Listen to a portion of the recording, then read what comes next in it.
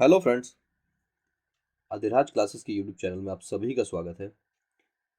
आज जो हम टॉपिक डिस्कशन करने वाले हैं वो है हमारा एक्सपीरियंशियल लर्निंग। इससे पहले हमने डिस्कशन किया था कॉम्पिटेंसी बेस्ड एजुकेशन। अगर अभी तक आपने कॉम्पिटेंसी बेस्ड एजुकेशन नहीं देखा है तो प्लीज़ उसको देखिए जाकर। जो कि हम जो भी डिस्कशन कर रहे हैं यहाँ पर वो केवीएस के जो पीआरटी के एज पर न्यू सिलेबस की हम बात कर रहे हैं। जो भी न्यू सिलेबस में हमारे चीज़ें दी गई हम उन पर कोशिश कर रहे हैं कि हम सभी आपके लिए लेकर आ पाएँ। तो चलिए फटाफट से इस टॉपिक को स्टार्ट करते हैं। आज जो हम यहाँ पर बात करने जा रहे हैं वो बात करने जा रहे हैं एक्सपीरियंशियल लर्निंग के अनुभवजन्य सिद्धांत की। इसके जो जनक माने जाते हैं वो माने जाते हैं डेविड ए कॉल्ब। और ये आपके अमेरिकन थे और इनका जन्म 1939 में हुआ था।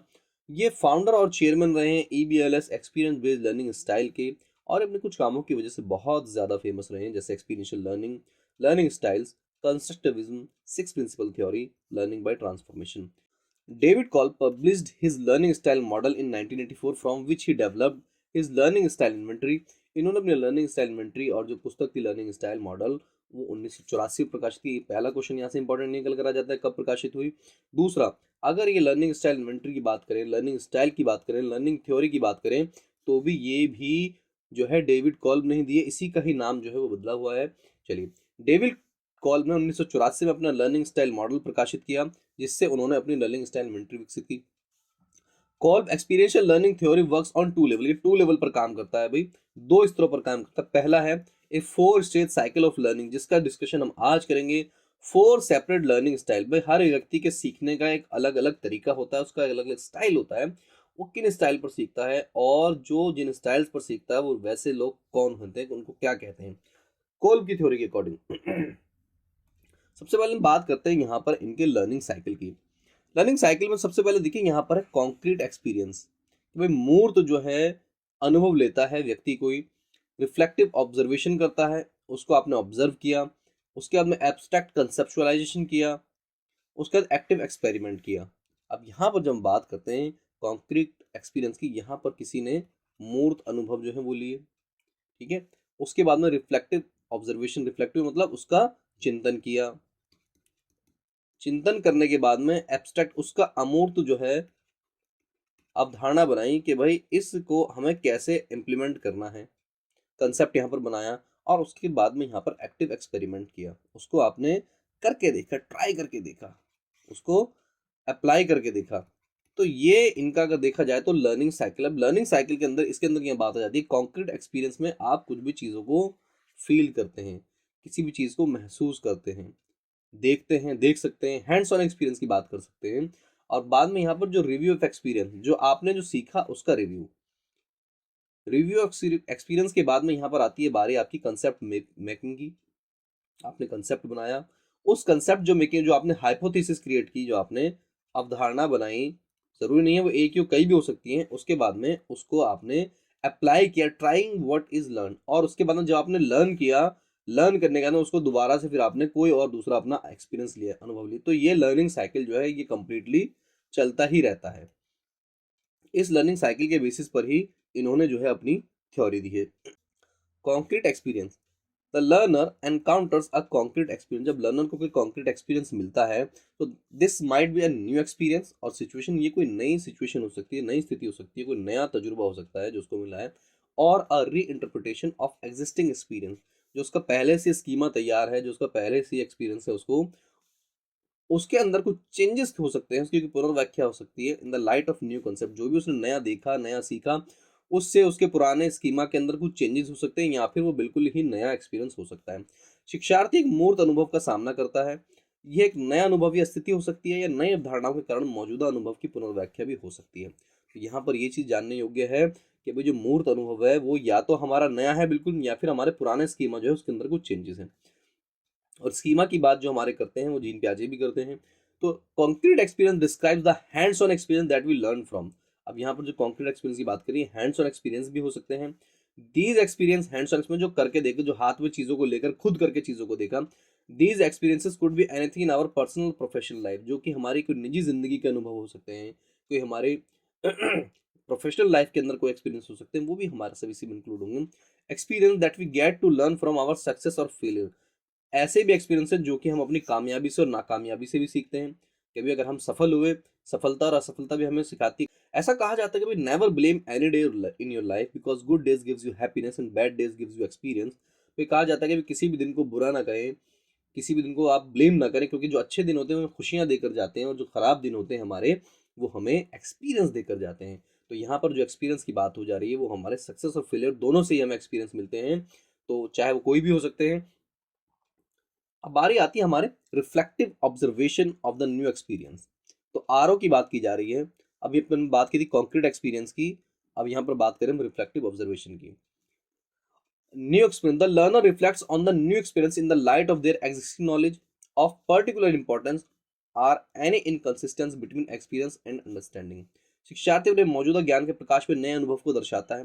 विशेष महत्व के अनुभव और समझ के बीच कोई विसंगतियां अगर होती हैं तो उनको दिखाता है, दर्शाता है कि हाँ भाई, अगर यहाँ पर कोई गड़बड़ थी मैंने पहले क्या सीखा हुआ था और अब क्या है, उनके अंदर कोई कमियां हैं तो उनको सुधारने की, उनको उजागर करने की प्रयास करता है। We need to reflect on is our experiences. सबसे पहले हम अपने रिफ्लेक्ट करते हैं, उनका अवलोकन करते हैं। The reflective observation phase of the experiential learning cycle is all about reflection on the experience which include action and feelings. यह बात हो रही है जब हम रिफ्लेक्शन कर रहे हैं तो हम जो भी हम काम करते हैं, जो भी हम एक्शन करते हैं और जो हम फील करते हैं, उनके बीच का रिफ्लेक्शन है, जो दिखाता है, जो इनको भी इंक्लूड किया जाता है। We get to reflect on what went right and what could be improved. यहाँ पर ये चीज़ बहुत इंपॉर्टेंट हो जाती है। रिफ्लेक्टिव ऑब्जर्वेशन में जब हम कोई काम करते हैं हम ये देखते हैं कि क्या जो हमने किया, क्या वो सही है या क्या वो गलत है। अगर वो सही है तो कितना सही है, क्या उसके अंदर कुछ सुधार किया जा सकता है, क्या इस गलती को इस सुधार से किया जा सकता है ठीक, या फिर कोई नई अवधारणा बनाई जाती है कि अगर मैं इस काम को इस तरह से ना करके इस तरीके से करूं तो शायद ये और ज्यादा बेहतर हो जाए। It's also chance to observe how it could have been done differently and to learn from each other. अब यहाँ पर ये चांस भी रह सकता है कि भी अब जो ऑब्जर्व करें, अवलोकन करें, वो अलग तरीके से करें, किसी अलग पर्सपेक्टिव से करें, उसको अलग नजरिए से देखें, और या फिर कई बार हम एक दूसरे से भी बहुत सारी चीजों को सीखते हैं। कहते हैं ना कि भाई सीखने के लिए कोई छोटा या बड़ा नहीं होता, आप किसी से कुछ भी सीख सकते हैं। तो ये हमारा ऑब्जर्वेशन स्किल्स हैं जो हमें सिखाती हैं कि हम कैसे सीखेंगे। Abstract conceptualisation. भाई अमूर्त अवधारणा क्या बनाई जाती है? अब अमूर्त है जिसको हम अवधारणा बना रहे हैं, जिसको हम कंक्लूड कर रहे हैं।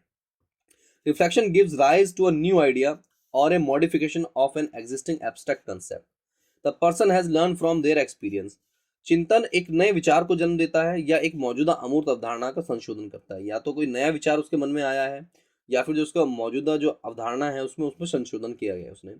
Once we have identified and understand the defining characteristics of an experience, we can decide on what can do differently next time. जब हम कोई भी एक्सपीरियंस हमारा देखते हैं, उसको सीखते हैं, जो भी हम लेते हैं, उसके बाद हमें डिसाइड कर पाते हैं कि भाई हमें नेक्स्ट टाइम क्या करना है। एज पर द साइकिल की बात चल रही है यहाँ पर कि हमें नेक्स्ट टाइम उसको डिफरेंटली करना है या उसी तरीके से करना है। एक्टिव एक्सपेरिमेंटेशन की सक्रिय प्रयोग किया जा रहा है। द न्यूली क्रिएटेड और modified concept give rise to experimentation. The learner applies their ideas to the world around them to see what happens. नई बनाई गई संशोधित अवधारणाएं प्रयोग को जन्म देती हैं। क्या होता है देखने के लिए शिक्षार्थी अपने विचार को अपने आसपास की दुनिया में लागू करता है। भाई अब उसको हम इम्प्लीमेंट करके देखते हैं कि भाई जो हमने अवधारणा बनाई, सबसे पहले जो हमने देखा, जो हमने महसूस किया, उसके बाद हमने उसका रिव्यू किया, उस रिव्यू को हमने कंक्लूड किया, कंक्लूड करने के बाद में अब हमारी बारी आई कि क्या जो मैंने हाइपोथेसिस क्रिएट की है उस अवधारणा को अगर मैं अप्लाई करता हूँ, मैं अप्लाई करने के बाद में रिजल्ट क्या निकल कर आता है। ठीक है, तो active experimentation phase of the learning cycle is where we get to experiment with our idea. जो हमने विचारों के साथ हम नए आइडिया जो हमने बनाया है या उसको संशोधित किया है उसको हम इम्प्लीमेंट करते हैं। It's time to put our plan of action to the test in the real world. जब हमने आसपास की सराउंडिंग की चीज़ों में जो अपनी जो सिचुएशंस होती हैं उनमें हम उनको अप्लाई करते हैं। फॉर एग्जाम्पल मैं दोबारा से इस एग्जाम्पल को लेता हूँ कि मान लीजिए आपने कोई एग्जाम दिया, तो यहाँ पर आपने कॉन्क्रीट एक्सपीरियंस किया, आप एग्जाम देने गए, एग्जाम में आपने कुछ क्वेश्चन जो है अटेम्प्ट किए, अटेम्प्ट करने के बाद में आप घर पर आए, घर पर आपने आके रिफ्लेक्टिव ऑब्जर्वेशन किया कि भाई मैंने जो ये क्वेश्चन अटेम्प्ट किए ये मैंने किस किस तरीके से, क्वेश्चन नंबर 1 में मैंने क्या किया, क्वेश्चन नंबर 2 में मैंने क्या किया, मैं इनको और कैसे बेहतर कर सकता हूँ। अब उसके बाद में आके आपने एक्टिव कंसेप्चुलाइजेशन किया।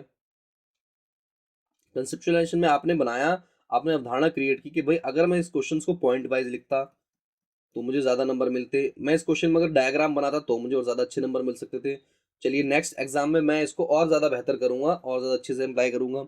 उसके बाद में क्या हुआ, फिर आपका नेक्स्ट एग्जाम आ गया, एक्टिव एक्सपेरिमेंट का नंबर आ गया, फिर आपने जो भी यहाँ पर अवधारणा बनाई उसको आपने यहाँ पर अप्लाई कर दिया, यहाँ पर अप्लाई किया। अप्लाई करने के बाद फिर आपने उस चीज़ को दोबारा से कॉन्क्रीट नया एक्सपीरियंस लेंगे।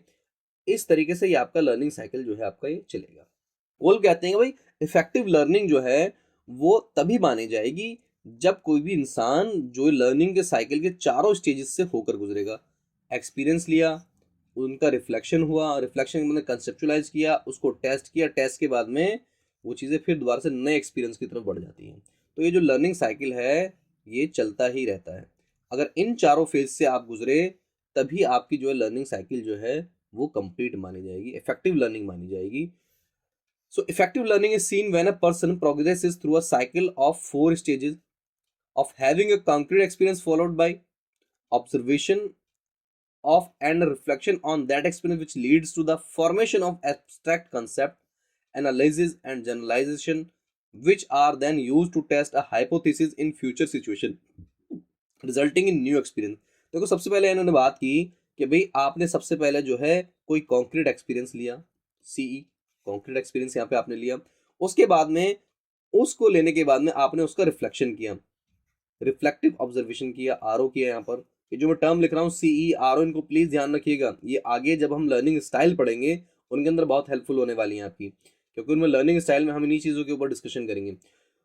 अब यहाँ पर उसके बाद में जब आपने हाइपोथेसिस क्रिएट की, कंक्लूजन किया, कॉन्सेप्चुलाइज किया, तो यहाँ पर आपने एब्स्ट्रैक्ट कंसेप्चुलाइजेशन किया, यहाँ पर आपने उसका एक अमूर्त चिंतन किया।